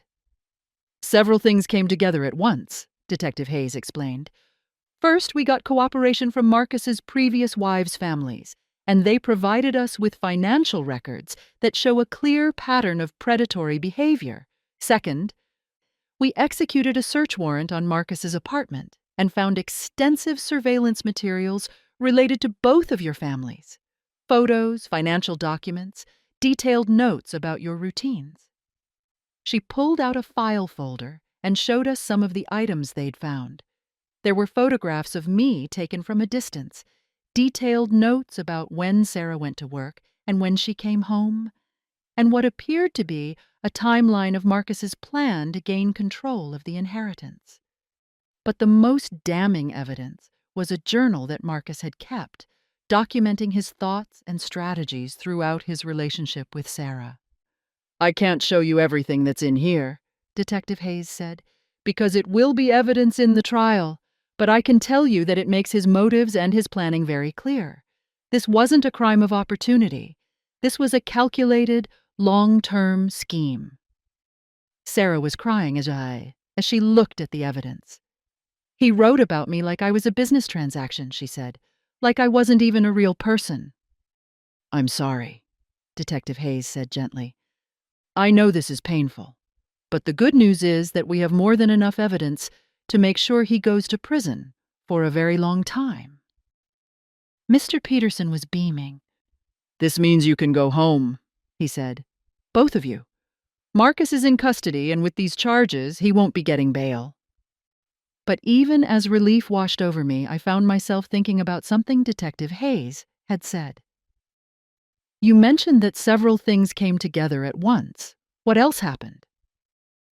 Detective Hayes exchanged a look with Mr. Peterson. "Well, there's one more thing. We also found evidence that Marcus has been in contact with other potential victims, women in other states who have recently lost wealthy husbands. It appears he was already working on his next target while he was still married to Sarah." The words hit Sarah like a physical blow. Not only had Marcus never loved her, but he was already planning to abandon her for his next victim. She had never been anything more to him than a stepping stone in a larger criminal enterprise. But as devastating as this revelation was, it also meant that Marcus would be facing federal charges for operating a criminal conspiracy across state lines. The case against him was even stronger than we had hoped. "What happens now?" I asked. "Now you go home and start rebuilding your lives," Detective Hayes said. "Marcus will be in prison for many years, and you'll never have to worry about him again." As we packed our things to leave the cabin, Sarah was quiet and thoughtful. I could see her processing everything we'd learned, trying to figure out how to move forward from such a complete betrayal. "Mom," she said as we were loading the car, "I know this has been terrible, but I want you to know that I'm grateful you kept the inheritance secret. If you hadn't, if Marcus had gotten control of Dad's money, he might have disappeared, and we never would have known what he was really capable of." I hugged her tightly, feeling like we had both survived something that could have destroyed us. We were going home, Marcus was in custody, and the inheritance that had caused so much trouble was finally safe. But as we drove away from the cabin, I couldn't shake the feeling that this wasn't really over. Marcus was smart and manipulative, and he had managed to fool a lot of people for a long time. Even in prison, I worried about what he might be capable of. My concerns proved to be justified sooner than I expected. We had been home for exactly 6 hours when my phone rang. It was Detective Hayes, and she sounded urgent. "Margaret, I need you and Sarah to pack some things again. Marcus made bail." "But you said he wouldn't get bail." "He hired a very expensive lawyer who convinced the judge that he wasn't a flight risk. He's out as of an hour ago, and we have reason to believe he's heading your way." I felt like the world was collapsing around me again. We had thought it was over. We had thought we were safe. "Detective Hayes, what do we do?" "You run," she said grimly. "Right now. And this time, you don't come back until he's convicted and behind bars permanently." As I hung up the phone and started yelling for Sarah to grab her things again, I realized that our nightmare was far from over. In fact, it might just be beginning. because Marcus wasn't just angry about being arrested. According to Detective Hayes, he was furious about losing what he considered to be his rightful inheritance. And a man who had already killed one wife wasn't going to let us take away what he believed belonged to him. The real fight for our lives was about to begin. We had exactly 20 minutes to grab what we needed and get out of the house before Marcus could reach us. Sarah was throwing clothes into a bag while I grabbed the important documents and what cash I had on hand. My heart was pounding so hard I thought I might collapse, but we had to keep moving. "Mom, how is this possible?" Sarah called from upstairs. "How can someone who broke into your house and stalked us for months get bail?" "Money," I said grimly, stuffing Robert's important papers into my purse. "Marcus probably has access to funds we don't know about, maybe from his previous victims. Rich people don't sit in jail cells if they can help it." Detective Hayes had told us to meet her at a location 20 miles outside of town, where she would escort us to a more secure safe house. But as we were loading our bags into my car, I noticed something that made my blood freeze. Marcus's car was parked at the end of my street, just sitting there. He was already here. "Sarah," I whispered urgently, "don't look, but Marcus is watching us from down the street." She froze in the middle of putting her suitcase in the trunk. "What do we do?" "We act normal," I said, trying to keep my voice steady. "We get in the car, we drive slowly, and we don't give him any reason to think we're running." But as soon as we pulled out of the driveway, Marcus's car started following us. He wasn't being subtle about it. He was staying close enough that we could see his face in our rearview mirror. He wanted us to know he was there. I called Detective Hayes on my cell phone and told her what was happening. "He's right behind us. What should I do?" "Keep driving toward our meeting point," she said. "I'm sending patrol cars to intercept him, but you need to get to us as quickly as possible." The 20-mile drive felt like the longest 20 miles of my life. Marcus stayed behind us the entire way, sometimes getting close enough that I thought he might ram into our bumper, sometimes falling back just enough to make us think he might give up. But he never left us alone. Sarah was gripping the door handle so tightly her knuckles were white. "Mom, what if he tries to run us off the road? What if he has a gun?" I didn't want to think about those possibilities, but I knew they were real. Marcus had already shown he was capable of violence, and now he had nothing left to lose. If he couldn't have the inheritance, maybe he was planning to make sure no one else could have it either. When we finally reached the meeting point, a small diner in a rural area, Detective Hayes was already there with 3 other officers. They immediately surrounded Marcus's car as soon as he pulled into the parking lot, but he didn't resist arrest. He just sat there with a cold smile on his face, as if he had accomplished exactly what he set out to do. "Mrs. Wilson, Mrs. Coleman," Detective Hayes said as she approached our car. "Marcus is back in custody, but I'm afraid the situation has gotten more complicated." She explained that while Marcus was out on bail, he had made some phone calls that suggested he wasn't working alone. There might be other people involved in his criminal enterprise, people who were still free and potentially dangerous. "What kind of other people?" Sarah asked. "We're not sure yet. But Marcus made several calls to numbers we can't trace, and some of the conversations suggested that your family's financial situation is of interest to more than just him." This was a possibility I hadn't even considered. What if Marcus was part of some larger criminal organization that targeted wealthy widows and their families? What if arresting him had just made us targets for his associates? Detective Hayes drove us to the new safe house herself, a small apartment in a different state, in a city where no one would think to look for us. It was more comfortable than the cabin, but it felt just as much like a prison. "How long will we have to stay here this time?" I asked. "I wish I knew," Detective Hayes admitted. "We're working as fast as we can to identify Marcus's associates and neutralize any threat they might pose.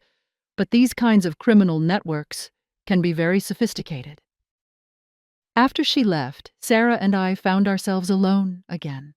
But this time the situation felt even more hopeless. We weren't just hiding from one dangerous man anymore. We were potentially hiding from an entire criminal organization. Sarah sat on the small couch and stared out the window at the unfamiliar city street below. Mom, I've been thinking about something. What if we just gave them the money? What if we found a way to contact Marcus's people and told them they could have the inheritance if they just left us alone? I understood why she was thinking that way. The money had brought us nothing but trouble, and it seemed like it might continue to put us in danger for the rest of our lives. But I also knew it wouldn't work. Sweetheart, people like Marcus don't just take the money and walk away. They see weakness and they exploit it. If we gave them the inheritance, they'd probably demand more. And besides, we'd be rewarding them for terrorizing us. But what's the alternative? We can't live like this forever, hiding in safe houses and being afraid to use our real names. She was right, of course. This wasn't a sustainable way to live. We were both 72 and 29 years old, respectively, and we had entire lives we wanted to get back to.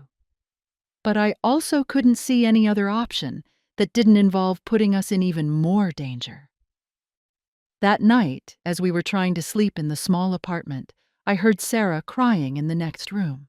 Not the angry crying she'd done when she first learned about Marcus's betrayal, but the deep, hopeless crying of someone who couldn't see any way forward. I went and sat on her bed, the way I used to when she was a little girl and had nightmares. I keep thinking about Dad, she said through her tears. He worked so hard his whole life to make sure we'd be safe and secure. He saved all that money so I could have a good future, so maybe my children could go to college, so we'd never have to worry about anything. He did, I agreed softly. But instead, his money has made us targets. It's destroyed my marriage, forced us to live in hiding, and turned our lives into a nightmare.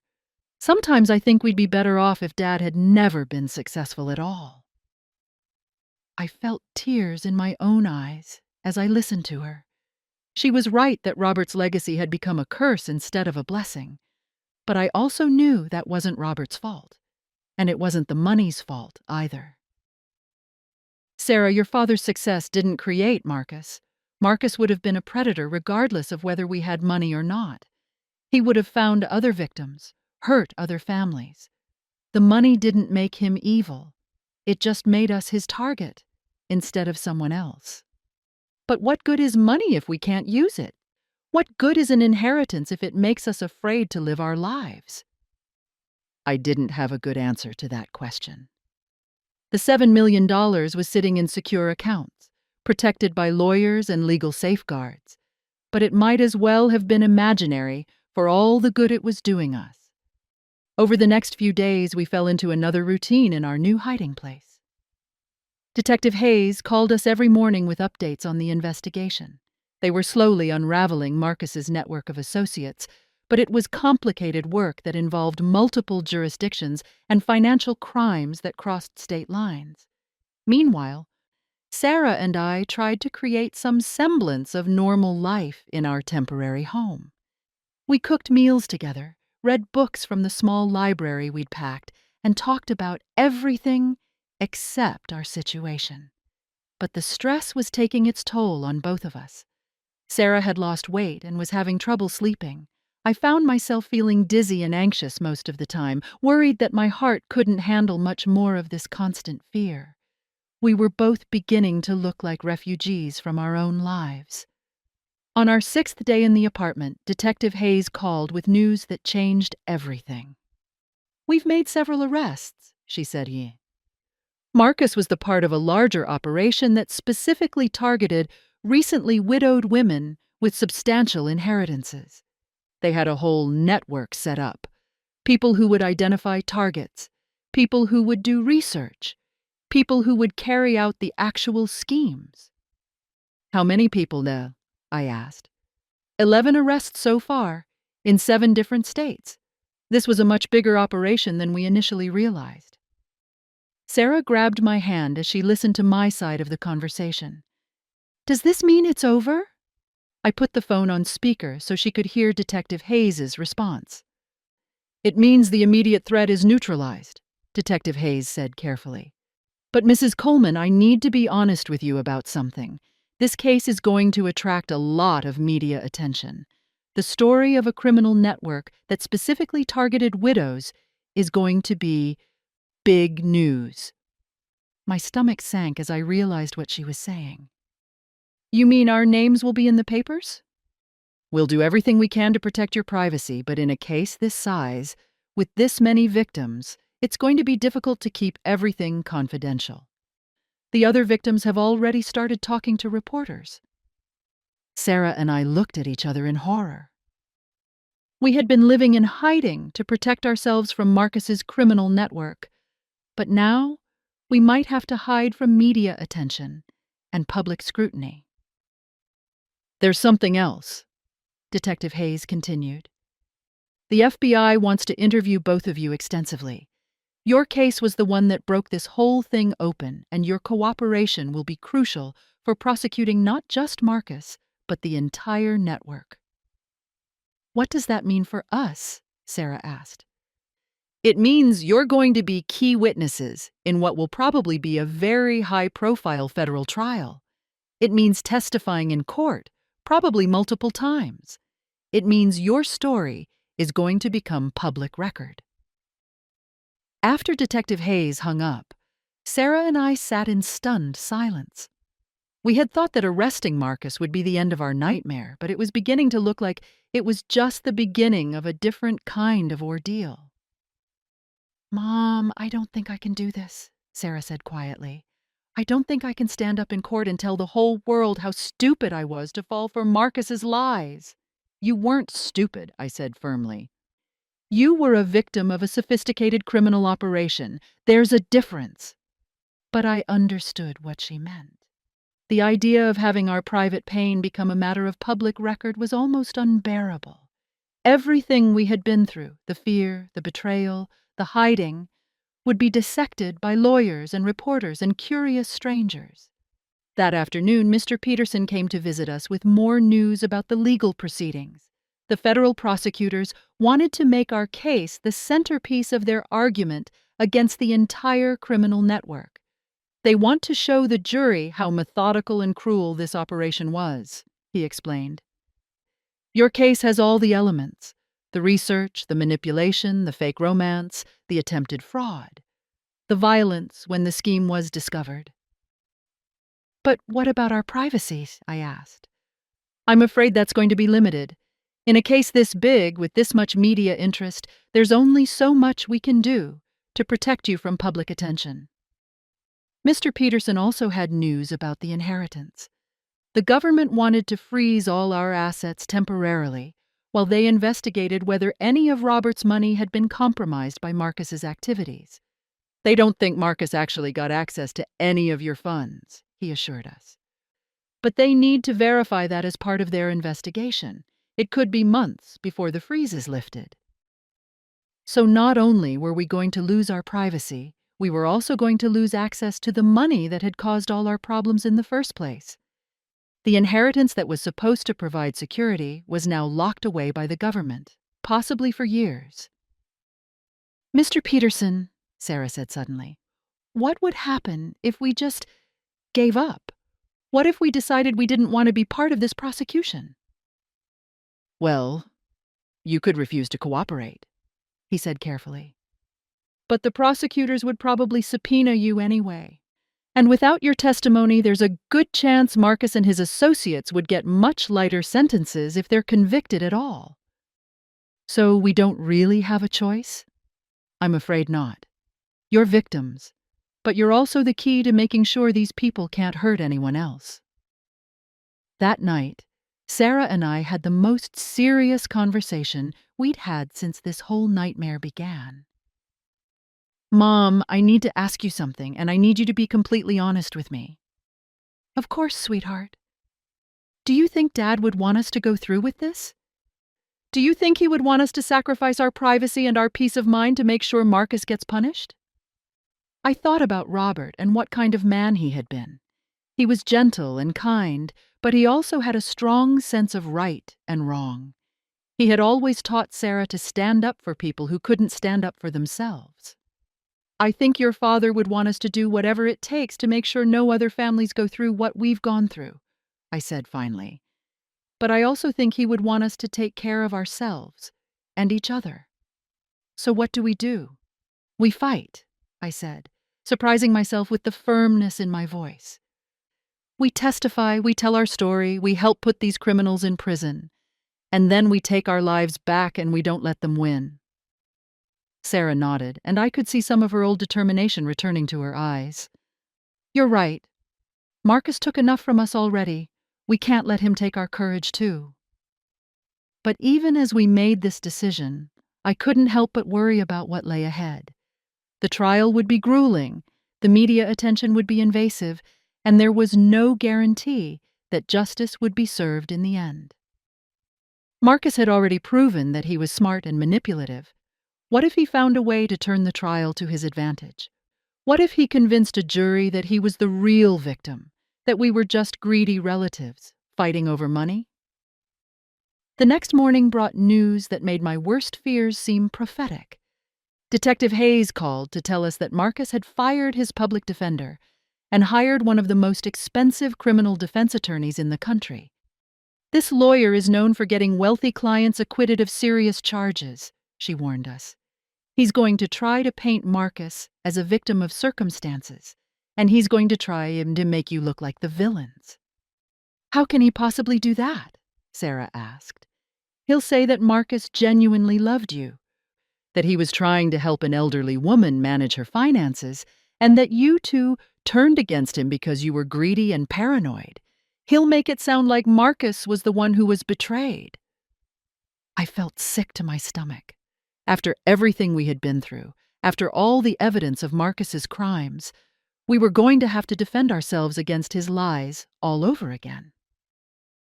But this time, we wouldn't be hiding in safe houses. This time, we would be fighting back in full view of the public, with everything we had to lose hanging in the balance. The real battle for our lives, our reputation, and our family's legacy was about to begin.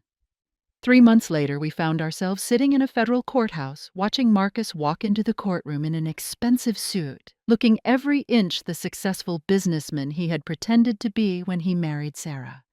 His new lawyer, David Thornton, was everything Detective Hayes had warned us about: polished, confident, and completely without conscience.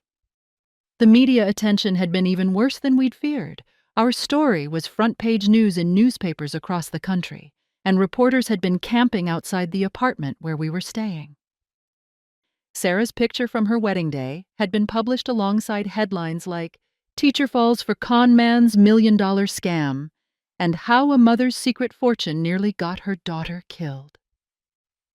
Every detail of our lives had been dissected in the press. Reporters had interviewed Sarah's former students, my neighbors, even people who had known Robert decades ago. Our pain and our private trauma had become entertainment for strangers, and there was nothing we could do to stop it.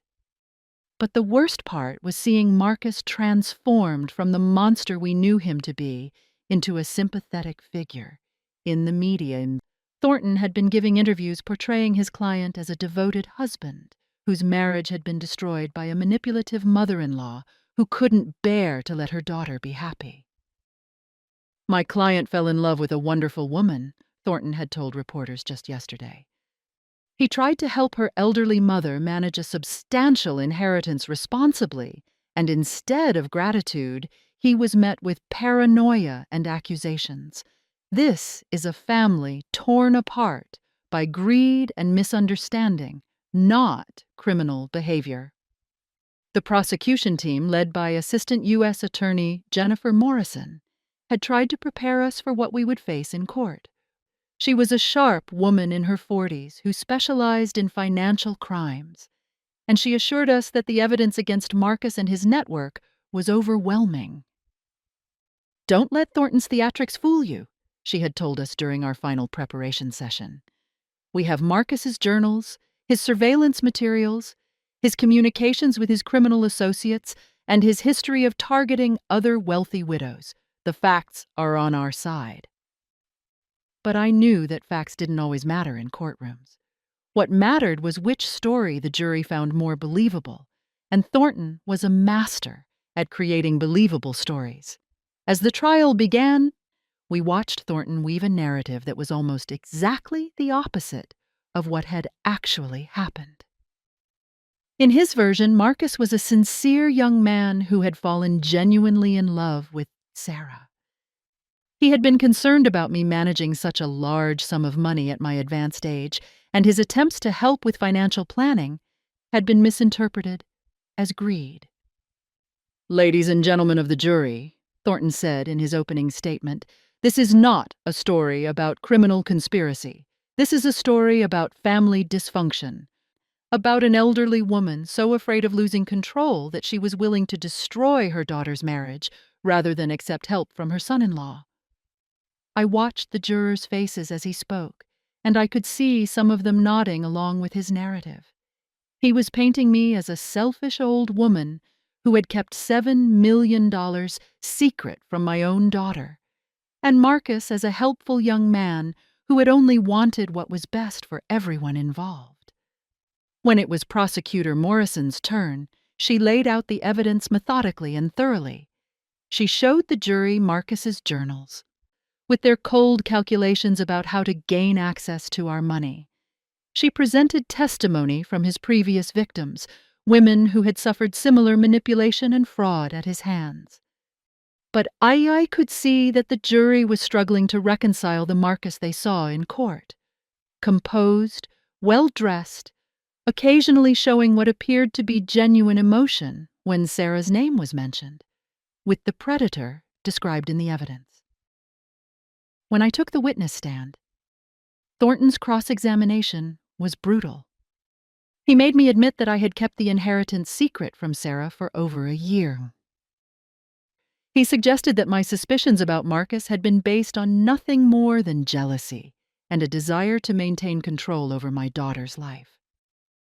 "Mrs. Wilson," he said with fake sympathy, "isn't it true that you never wanted your daughter to get married at all? Isn't it true that you saw any husband as a threat to your relationship with her?"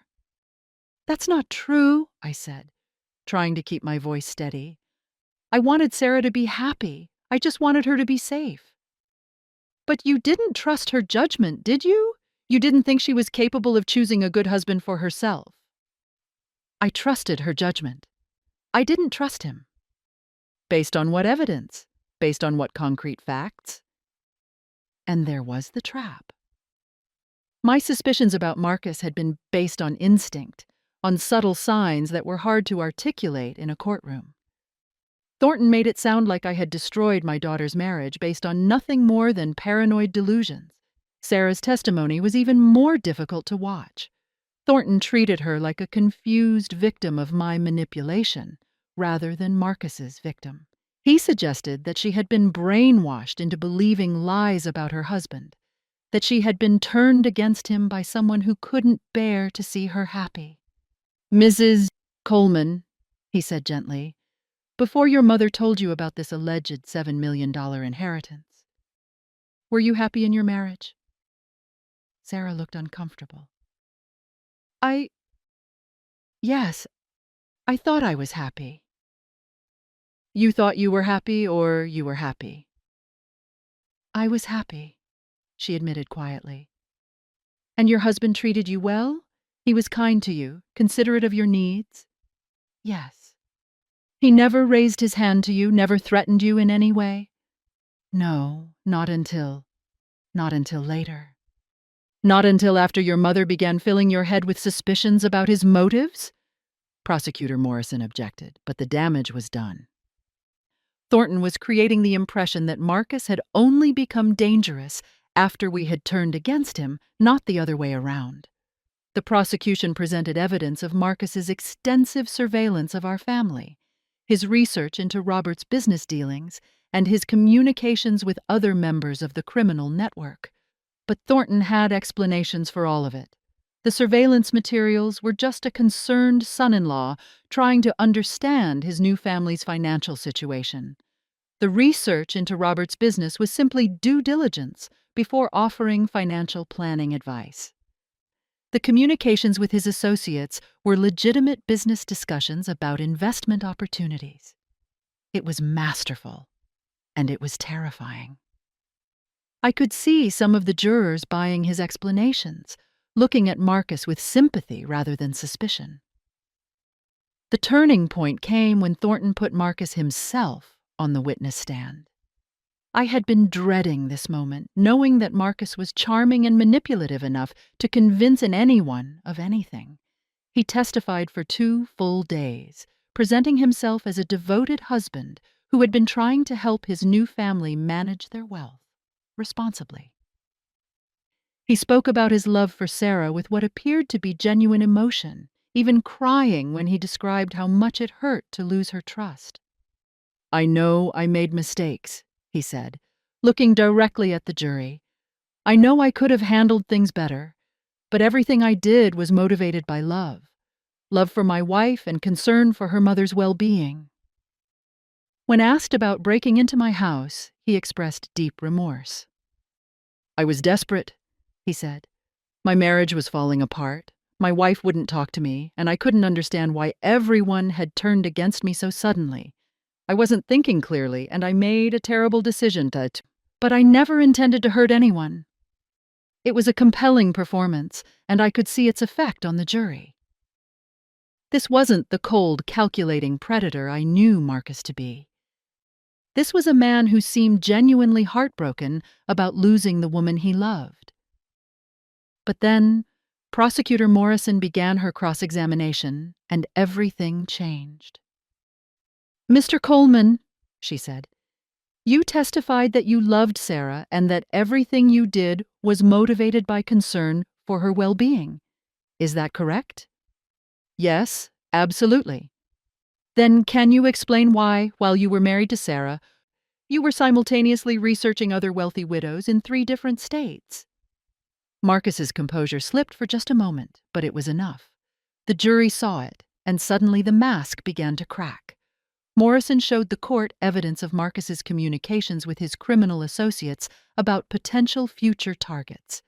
She presented testimony from investigators who had found similar surveillance materials in his apartment, related to women Sarah had never heard of. "Mr. Coleman, if you were truly devoted to your marriage with Sarah, why were you already planning your next victim?" "I wasn't planning anything," Marcus said, but his voice had lost its confident tone. "Those were just business discussions. Business discussions about targeting recently widowed women with substantial inheritances? That's not what they were." But the damage was done. The jury was finally seeing the real Marcus, the calculating predator who had been running a long-term criminal enterprise targeting vulnerable women. Morrison continued her attack, showing Marcus's journals with their cold assessments of how to manipulate Sarah and me. She read aloud passages where he had described Sarah as an easy mark and me as an obstacle to be eliminated. "Mr. Coleman, you wrote in your journal, and I quote, 'The old woman is more suspicious than I anticipated, may need to accelerate timeline and consider more direct action.' What did you mean by more direct action?" Marcus was sweating now, his carefully composed facade completely gone. "I don't remember writing that." "Are you claiming this journal, written in your handwriting and found in your apartment, is somehow not yours?" Those were just thoughts. Random thoughts. They don't mean anything." "Random thoughts about eliminating obstacles to a $7 million inheritance?" The courtroom was completely silent as Morrison read more passages from the journal, each one revealing Marcus's true thoughts about his victims. Sarah was crying quietly in the gallery, finally hearing the full extent of how Marcus had viewed her, not as a beloved wife, but as a tool to be used and discarded. The final nail in Marcus's coffin came when Morrison presented evidence about his previous wives. She showed financial records proving that both women had transferred substantial assets to Marcus shortly before their relationships ended, and she presented new evidence about the suspicious death of his second wife. Mr. Coleman, your second wife, Janet Morrison, fell down the stairs of her home just 3 weeks after transferring her entire inheritance to a joint account that you controlled. Don't you find that timing suspicious? It was an accident, Marcus said weakly. An accident that left you the sole beneficiary of a $2 million estate? Thornton was objecting constantly now, but it was too late. The jury was seeing Marcus for what he really was, not a devoted husband wronged by suspicious in-laws, but a serial predator who targeted wealthy widows and eliminated them when they were no longer useful. After 5 days of testimony, both sides presented their closing arguments. Thornton tried to salvage his client's case by focusing on the lack of direct evidence that Marcus had intended to harm Sarah or me physically. But Morrison painted a devastating picture of a criminal enterprise that had destroyed multiple families and would have continued destroying them if we hadn't fought back. Ladies and gentlemen, Morrison said in her final statement, Margaret Wilson and Sarah Coleman are not the villains in this story. They are heroes. They exposed a criminal network that had been preying on vulnerable women for years, and their courage in coming forward has protected countless other potential victims. The jury deliberated for 6 hours before reaching their verdict. When they returned to the courtroom, I held Sarah's hand tightly, both of us afraid to hope for justice after everything we had been through. On the charge of conspiracy to commit fraud, the jury foreman announced, we find the defendant guilty. On the charge of attempted extortion, we find the defendant guilty. On the charge of stalking, we find the defendant guilty. On the charge of breaking and entering, we find the defendant guilty. With each guilty verdict, I felt a weight lifting from my shoulders. Marcus sat motionless at the defense table, his face pale and expressionless. The charming mask was finally gone forever. When the judge sentenced Marcus to 25 years in federal prison, Sarah broke down completely. All the pain and fear and anger she had been holding inside came pouring out in great, wrenching sobs that echoed through the courtroom. After the sentencing, we stood outside the courthouse, surrounded by reporters shouting questions. But for the first time in months, I wasn't afraid of them. Our story was finally told. The truth was finally out, and Marcus could never hurt us or anyone else again. Detective Hayes found us in the crowd and gave us both huge hugs. You did it, she said. You stopped them. It was true. Marcus and 10 of his associates had been convicted and sentenced to substantial prison terms. The criminal network that had targeted so many families was finally destroyed.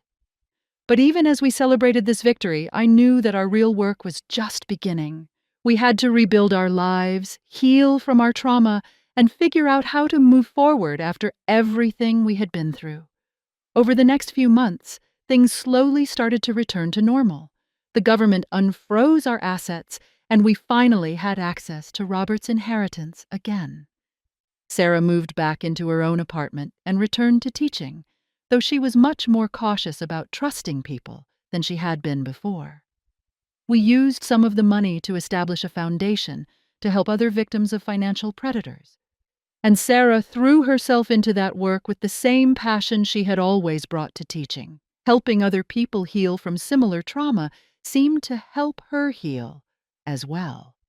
A year after the trial ended, Sarah came to visit me on a Sunday afternoon, just like she used to do before Marcus entered our lives.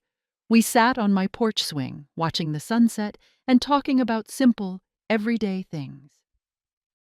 Mom, she said suddenly, I need to thank you for something. For what, sweetheart? For trusting your instincts about Marcus, even when I couldn't see what he really was. For keeping Dad's money safe when I would have just handed it over to him. For fighting to protect me even when it meant living in hiding and going through that terrible trial. I squeezed her hand. You don't need to thank me for any of that. I'm your mother. Protecting you is what I'm supposed to do. I know. But I want you to know that I understand now why you did what you did, and I'm grateful for all of it, even the parts that were painful at the time. We sat in comfortable silence for a while, both of us thinking about how far we had come since that terrible day when Marcus had first shown up at my door with his contracts.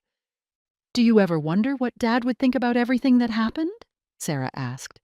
I smiled, thinking about Robert and his gentle strength. "I think he would be proud of us for fighting back.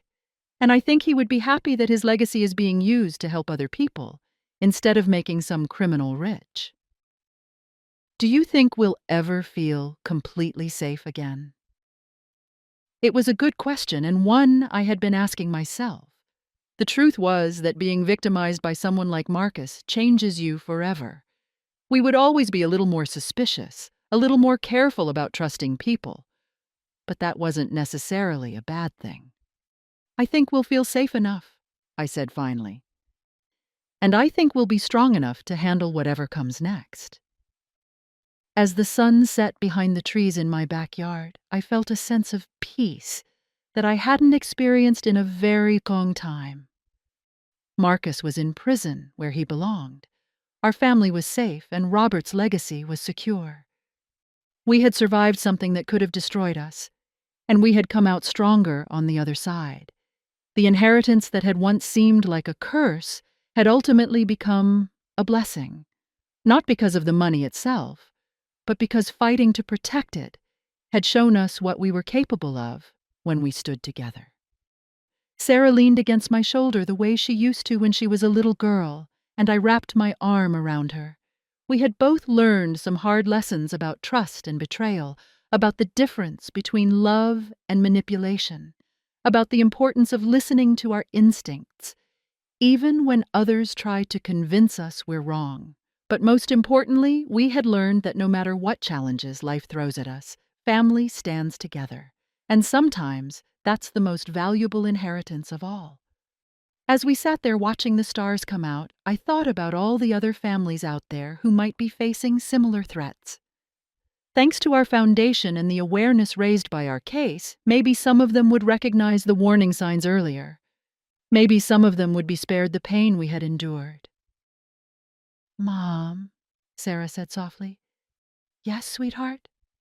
"I love you, and I'm proud to be your daughter." I kissed the top of her head, feeling tears of gratitude in my eyes. "I love you too, Sarah, and I'm proud of the brave, strong woman you've become." In the distance, I could hear the sound of children playing in a neighbor's yard, their laughter carrying on the evening breeze. It was the sound of normal life continuing, of families being families, of hope for the future. Marcus had tried to destroy all of that for us, but he had failed. We were still here, still together, still fighting for what was right. And we always would be. The $7 million that had caused so much trouble was finally serving its true purpose, not making us wealthy, but making us strong. Robert had always said that the best inheritance he could leave us was the knowledge that we could take care of ourselves and each other. He had been right about that, just like he had been right about so many other things. As Sarah and I eventually went inside and prepared for another peaceful night in our own beds, in our own homes, free from fear and hiding, I said a silent thank you to Robert for giving us not just his money, but his example of how to be strong, how to be kind, and how to never give up fighting for the people we love. The nightmare was over. Our new chapter was just beginning. Thanks for listening. Don't forget to subscribe and feel free to share your story in the comments. Your voice matters.